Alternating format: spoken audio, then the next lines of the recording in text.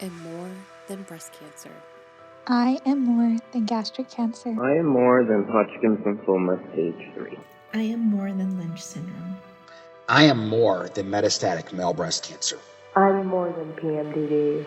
I am more than diabetes. I am more than lupus. I am more than FAP. Welcome to More Than a Diagnosis. I'm Den. And I'm Jess. This podcast is about so much more than cancer, chronic illness, or the labels we've been given. It's about reclaiming our lives, finding community, and thriving in ways we never thought possible. Whether you're a patient, a caregiver, or just someone curious about what it means to live beyond a diagnosis, we're so glad you're here. Every year when January rolls around, there is this pressure to make goals and to start anew. And how many people are in the gym today because it's January 2nd and they're like, let me start, let me start fresh. 3 pounds and 30, or, they've got Yes, these yes. gimmicky names and whatnot. And I feel especially for people who are living with chronic illness, grief, or just life, because, life be lifing. And winter doesn't really feel like a restart. It feels more like you're trying to survive and get through the winter. It doesn't necessarily feel like we're starting something new. Yeah, absolutely. Absolutely. And so when we were talking about recording this episode, we want to talk about, instead of making resolutions and trying to reinvent ourselves for the new year, that we wanted to talk about something that's a little gentler, like a reset, which doesn't require us having to become a completely different person. Yeah. And, we're talking about honoring winter for what it is. Letting a rest count because we need it, and thinking about the new year as more of like a slow build, moving towards something like an actual goal when things are maybe starting to defrost a little bit, Yeah, absolutely. And I don't know about you, but in the past, January feels like it's 5,675 days long. Once you get to the end of January, I don't know what it is, but it feels like the longest month ever. Yeah. And also, we're coming off of an extremely busy season. And, there's been, if you celebrate Thanksgiving or harvest or whatever, and then if you have Christmas and then you have New Year's, and then depending on your family situation, you might have birthdays and anniversaries and all the things. And so when January rolls around, I don't know about anybody else, but I am sure not ready to hit the ground running come January 1st. No, I feel my body feels it. And, in my case, I think it's also the mental health aspect that affects me during, the end of the year. And so that's, double whammy. It's definitely learning to give myself grace and just, I want to say it was on the 31st. I came across something and I said to myself, yeah, no, resolutions aren't for me. Yeah. I think that's one of the things that we were talking about before we hit record. Yes. Was that, if you're on social media around the end of the year and the beginning of the year, it's just flooded with this pressure to start the year new and fresh and goals. And, a lot of people do vision boards, but there's something that people started doing, I think last year, was, bingo cards. Have you seen those? Oh, no. Where people Like make for a bingo. resolutions? Yeah. Or like things that they want to accomplish for the year. They like make a bingo card and they fill it in with different goals, which I think it's super cute. Some of them, they make them super fancy and like all artsy and cute. And then each time that you achieve something, you cross it off of your bingo card. And obviously your goal is to try to fill out the whole card. Yeah. And get as many as you can, which I think that idea is lovely. I think but I feel like you're also setting yourself up for failure. And Right? I don't mean to sound negative or saying that we can't accomplish, our resolutions or goals we set out to accomplish, Mhm. but from my own experience, resolutions haven't been the best for my mental health. And that Yes. leads to me trashing my body. All Yes. in the name of weight loss. It's something I've struggled with since I can remember, and Yeah. my resolutions always revolved around weight loss. Mm. And it was starting January 1st, no sugar. Yeah. And it was all or nothing. No, not like, okay, just half of a cookie. No, none. Let's eradicate all the sugar. It's bad for us. Yeah. And you do know me. And how Oh, how long do you think that would last? um, not very long. Not very long at all. It was the biggest sweet tooth ever. Well, it's Telling because you, you're not gonna deprive yourself, right? ding, ding, ding, Completely. ding, ding. Exactly. And that Because right if you there, deprive yourself, then you're just gonna want it more, and then, like you said, you're gonna end up completely trashing your body, because either you're gonna trash your body because you're not treating it gently and well mhm, and in a healthy way to try to lose weight, or you're gonna trash your body because you're gonna be like, "Ah, forget it. Like, I messed up. I said I wasn't gonna eat sweets, and now just F it. Give me give all the me all of sweets." them. Yep, Yes. exactly. Exactly. Yes. And that is exactly what happened. One Mhm. way or the other. It would never really work out. Did you notice that when it comes to these health things around the first of the year, there's a lot of pressure, Oh, a like lot. a ton of pressure that is A a lot. push for urgency. Like, you need to do Uh-huh. this now. Uh-huh. And if you And don't, you are a failure. yes, and it's just wrong. Maybe that works for some people. Maybe people are motivated by that negative, what is it? Like, that It's like this toxic, negative reinforcement. healthy, yeah, that. I Yes, don't it's negative I'm like, I reinforcement. don't thrive off of negative reinforcement or threats, or that doesn't work. It makes me wanna do the opposite. Oh, I could totally see that. Yeah. Yeah. 'Cause I'm like, I- "Don't pressure me to do this thing," but I think that that is unfortunately a huge part of the, like, health and wellness space. It's Mhm. not always very gentle. No, it doesn't leave room for giving ourselves grace. Yes. And it also depends on the type of person you are. It comes down to your personality. And Absolutely. I grew up, being a people pleaser, and I have, that whole perfectionist in me that I, Sure. you know, contend with and struggle with on the daily. So Mhm. that just feeds into that Yeah. personality trait. Yeah, yeah, And it's absolutely. interesting. Absolutely. I think also another thing that these resolutions and goal setting on the first of the year and all of that doesn't really take into account is those of us that are living with chronic illness Mm-hmm. and the reality of being in a sick body. Mm-hmm. We can't push on a random Tuesday. How do you think that all of a sudden on January 1st, you're going to be able to magically have all this energy that Mm-hmm. you really didn't have on December 31st? Exactly. And I'm going to take it a step further. And December 31st was the last day of me being free without my tumor med. Come January 1st, I had to Oh, restart. So, what a great you know, start to the year. exactly. And so, I have to take that into consideration because I'm not going Mhm. to start depriving myself of foods when the medication will alter my Yeah. entire tummy and how it Yep. reacts. My guts react to food and all of that. So, Yeah. it definitely complicates things a little bit. Absolutely. Can you imagine waking up yesterday, taking your tumor med that you've been off from for Hmm. you're off, is it off a week or 2 weeks? It's two Is it weeks on, 2 weeks off. 2 weeks on, 2 weeks off? So you've been off your tumor med for 2 weeks over the holidays, and Yes. then come January 1st, you start, and Hmm. so then, of course, come the symptoms, and Hmm. if you're fighting against symptoms and then also fighting to go to the gym and not eat certain foods, I feel like you're just setting yourself up for failure.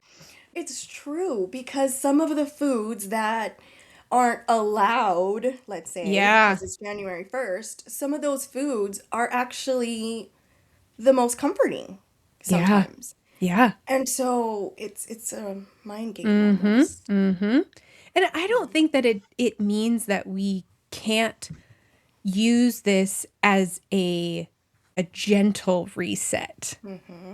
Right? We're not saying that you shouldn't do these things if you have sat down and you've made goals, or you've set intentions, or you've done a vision board, or you've done a bingo card.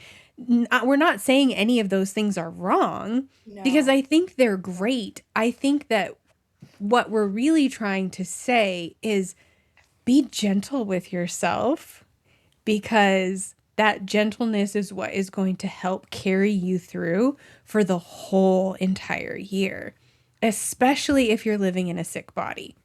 Because I don't know about you, but that pressure is just, it's too much. And like you said, when you set those goals and you've set them in the past, it's like, yeah, you might hit the ground running, but then at some point you're going to drop the ball, and then it's really hard to then keep picking it back up, especially if you're trying to go at that pace. Whereas if you're being gentle, it's a little easier to be like, okay, well, I didn't do that today, but I'll do it later, or I'll do it tomorrow when I'm feeling better, when I have the energy. Yeah. Or like it's more looking at it as setting an intention versus this is my goal and I have to get it done. Yes. I feel like setting an intention relieves some of that pressure Yes. and lets us have grace Yeah. and be gentle and be kind, which will, I think, be more of a successful route than setting resolutions that are all or nothing. Yeah, absolutely. I think also it helps to look at it as a reset, like, and looking at what has worked for us in the last year that we want to take into the new year. So we're not starting over. I think sometimes people look at the new year as like, I'm going to start all over again. But we have things that we can take with us that were probably working well for us. And it's about building, and it's about realizing, okay, I need to reset, but what does that mean that I'm going to take with me? And then what am I going to leave behind? I like that. I like that. It's very similar to a new version of ourselves. Yeah. We get to choose what we take from the old version of us and what we Yes. leave behind. Yes. And in both instances, it does require for us to give ourselves grace and to honor our bodies, which don't have much energy. Like for me, and I know I'm not the only one, chronic illness depletes that energy Yeah. reserve. Yep. And, you know, people may start feeling, it's almost, I think, in your head where you start feeling so fresh because it's January 1st. Personally, I didn't feel like that come January 1st. Me neither. My body hurts. Right? My body's sore. I'm tired. I'm sleepy. Yes. It's all these things. Yes. So January 1st doesn't look the same for everyone. And that's okay. And Yes. I feel like that's the point I want to drive home. Yeah. It's okay if Yeah. January 1st doesn't look like someone else's, because I Yeah. feel we're also really good at, comparing. Oh, But we absolutely. can't, because No. our bodies are completely different. Completely We're different. dealing with cancer, chronic illness, med side effects, along with life hitting. Yeah. Yeah.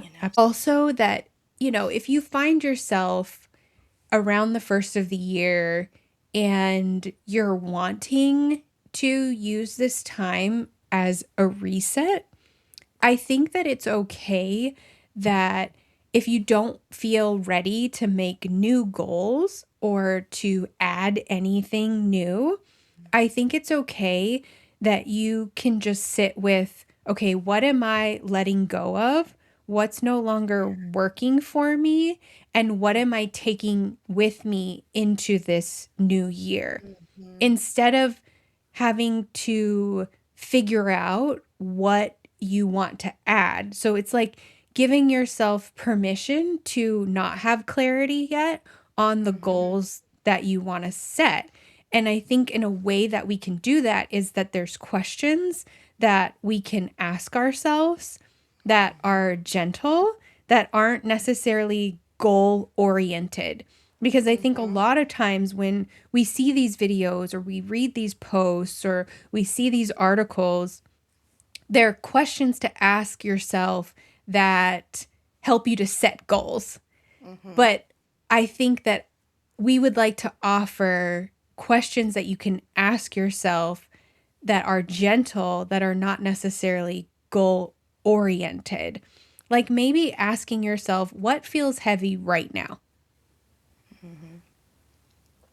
Just sitting with that and thinking, okay, what's heavy to me right now? What do I need to release and not take with me? And then we can ask ourselves what feels sustainable. What things can I continue to do that I started to do last year that I want to keep doing? Yeah. In my case, what supports do I need before I add anything new?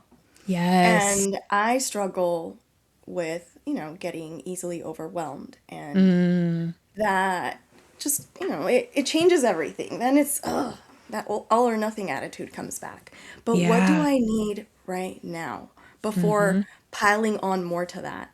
Mm-hmm. Well, I need to have that carb that I said I wasn't, really gonna, because my body needs that. My body is struggling with side effects, and by me having that carb, I'm honoring myself. Yes. And there goes that resolution out the door. Right? And then I'll feel good about my decision because my body accepted it and it's Yeah. happy and it's calm. Yes. And who cares if it was a piece of bread? Yeah. It's better than nothing. Exactly. And if what you ate was a piece of bread that sustained you, whereas if you were being strict with yourself, but then you're on your tumor med and you're having these side effects and you can't hardly eat anything. So then what? The choice is eat nothing? Like at least you've given your body something, you've offered your body something and your body has accepted it. And so is that a failure on your part because you ate carbs? No, no. And, I can even take it a step further and put my nurse hat on. And something as little as, post-op, patients have had, surgery, they're now recovering, and there are goals that we set, right? Yeah. A lot of times, if we are not careful, then patients feel like they're failures. Yeah. And so it's very interesting as a nurse how you need to phrase things very carefully because it's so easy for us to take the blame. And then it Yeah. becomes, I've had patients say, I failed, I didn't do it. And that's when I get the opportunity to rephrase that. And Yeah. no, you didn't fail. You just Yeah. had surgery. Your body's doing the best it can right now. It is carrying you, and we need to honor that. And, the patient's face just changes Oh yeah. automatically. And it's, you know, full of tears or watery eyes. And, that patient said, thank you. I feel like I can breathe because I Yes. felt like I was doing something wrong or I was going to impact my recovery negatively. Yep.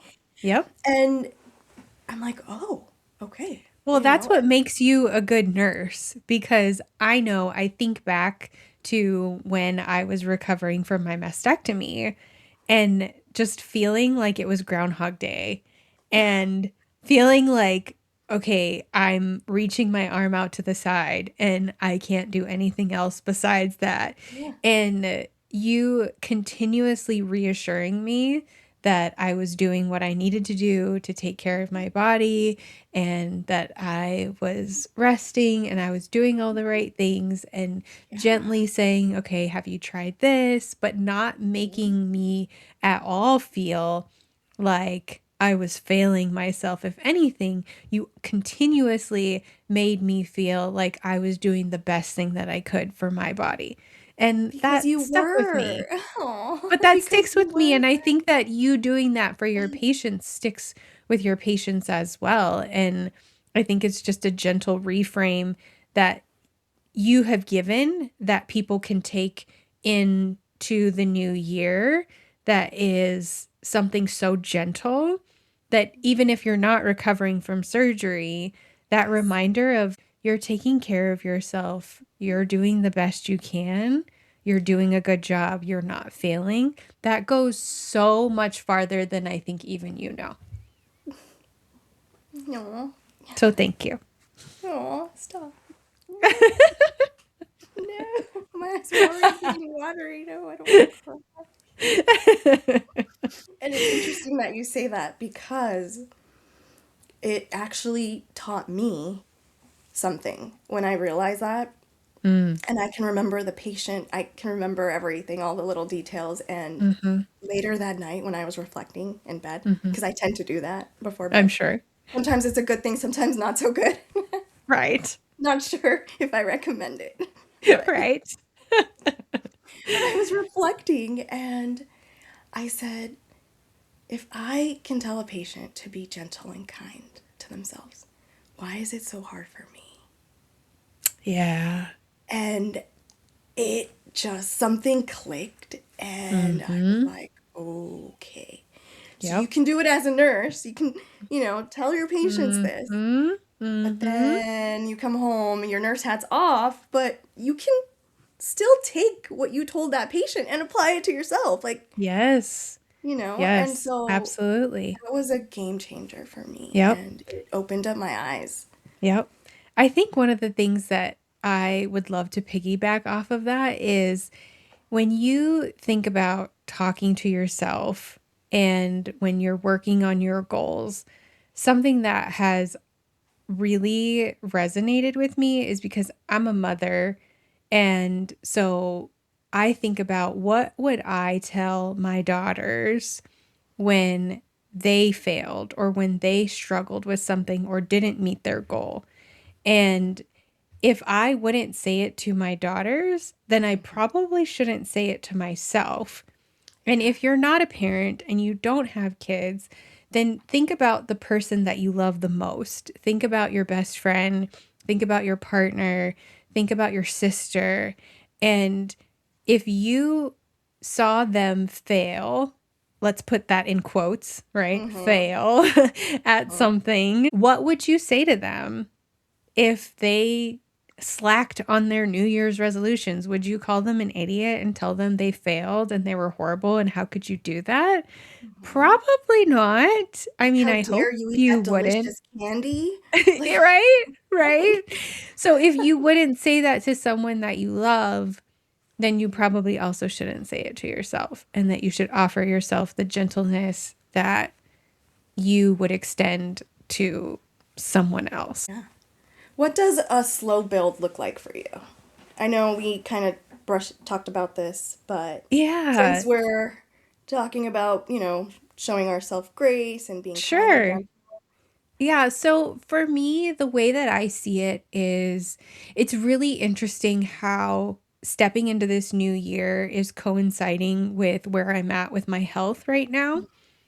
Because the end of the year, I want to say probably the last 4 or 5 months of the end of the year, so probably like half of the year was spent exploring diagnosis, trying to figure out what's going on with my body and the chronic illness that I'm dealing with and all the symptoms and side effects and all these things I've been dealing with for the last 2 years. And we basically come to a point where we sort of know what's going on. I don't have a specific diagnosis because what I'm dealing with is extremely rare, but I know what's not wrong. And so I've been able to slowly, over the last several weeks, start working towards things that can help me to manage symptoms that I'm having. And that these are all things that are my responsibility to do for myself that nobody else can do for me. Working on different natural pain management methods and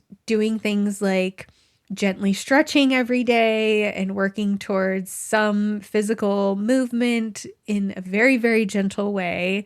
No, your girl is not going to be at the gym tomorrow. We're not talking like that, but there's just things, and eating more regularly and being mindful of the things that I'm putting in my body and being mindful that I'm actually putting things into my body and feeding my body. There's just like little things that I've started to do over the last several weeks that I am taking it very slowly and very gently.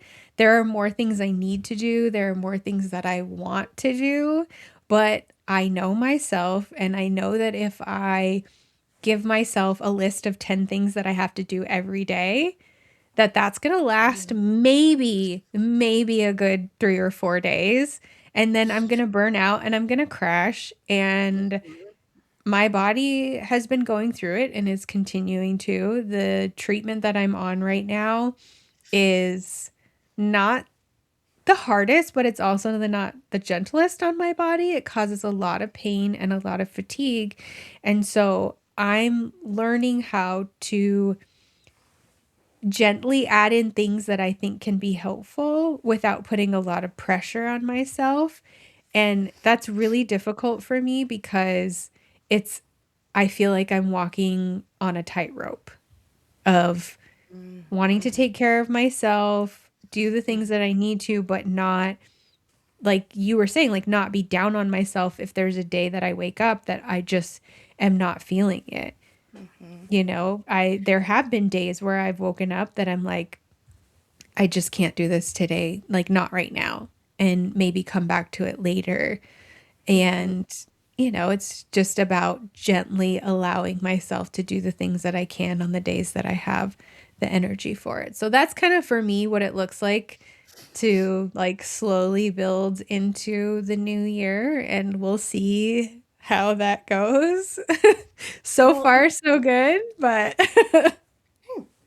You know what, though? I do want to add that I can just hear it in your voice, the change on how you're tackling this mystery illness that you're dealing with. And, not too long ago, you just sounded,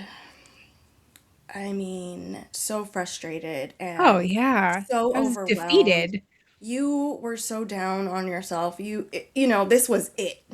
Yeah, And now to hear you speak on how you're being gentle with yourself and how I'm using your own words, taking little steps. yeah, Those little steps, friend, those little steps, when you look back, when you least expect it, you're going to see how far you've come. And you're going yeah, to say, whoa, were actually giant leaps. yeah, They didn't seem that way, but look yeah. at all I've accomplished. And I That's what just I'm want to trying to say, I remind see you. myself. I see Thank you. you. And Thank you. It's I not know been it's hard. easy. It's so hard. It's so hard. And I feel like this is a conversation to continue into a different episode, but I feel like there's just something to be said when you realize that you are living with a chronic illness that's probably never going to go away or not going to go away anytime soon, and learning to accept that reality and then learning to be gentle with yourself. It is not an easy thing to do, but I couldn't do it without your support. And it really, you have no idea what an anchor that you have been for me through this whole mess of what has been my life over the last couple of years. I think we share Okay, the but I same want to sentiment. know. Okay, We but I want do. to know, how do you honor your energy at this time of year instead of fighting it? Or how are you doing that this year? So, this is actually, it's been building. And I think I'm finally at a place where I can tackle the intention. Yeah. I'm a recovering people pleaser. Mm-hmm. And that has played a really big part in my recovery with Yeah. chronic illness and just handling chronic illness. Mm-hmm. And I've always been the kind of person that says yes to everything. If I can do it, if I can stretch myself thin, it's not that thin. I'll do it. I will do it. But over time, that's been shifting. Yeah. And this year, I'm making it a point. I even wrote it down, which is something that I really suggest. It's really good to write it down. Writing down, I feel it's almost like speaking it into existence. You're Absolutely. cementing it by writing it down, And what I wrote down was, ask yourself, how do I feel right now? That's so good. How do I feel? That's it. How do I feel now? That's so good. On If so my many answer- levels. I kid you not. And so, depending on my answer, that's going to dictate. Am I going to push myself and drive an hour to go have that lunch date with, a friend who will at the end understand that I can't make it? Yep. But giving myself the permission to just ask, how am I feeling before I do something for someone else? But what do I need? That is on self-love right there. And it's taking me forever, for ages, like my kid says. It's taking for ages. And it has taken for ages. It has. Full disclosure, oh wow, this has been building up for a really long time. And I can now say, what do I need? Yeah, I love that so much. And I have seen how that has shifted in you in the last few years. And like you said, those little bites add up and you've come so far. I think we both have. And I think for sure. The lesson at the end of the day is just gentleness with ourselves. And if there is one thing that we want to leave you with, it's this: rest is not delay, and you're not behind because you're tired and you're asking yourself what you need. Winter is part of this cycle, so it's more like a pause. So is listening to your body instead of forcing it to keep up. Yeah, absolutely. Absolutely. You don't need a full plan right now. You don't need a new identity, and you're allowed to move slowly towards whatever comes next for you. And if all you're doing right now is getting through the day and you're stuck in survival mode, well, that counts. It counts, and it's enough. Absolutely. Absolutely. As always, we are so glad that you are here with us. And please take care of yourself this week, however that looks. Thanks for joining us on More Than a Diagnosis. We hope today's conversation left you feeling seen, heard, and maybe even a little more connected. If you enjoyed this episode, don't forget to subscribe, leave a review, and share it with someone who might need it. And if you're looking for a place to connect with others who truly get it, join our support circle at morethanadiagnosis.org, where we will continue this conversation.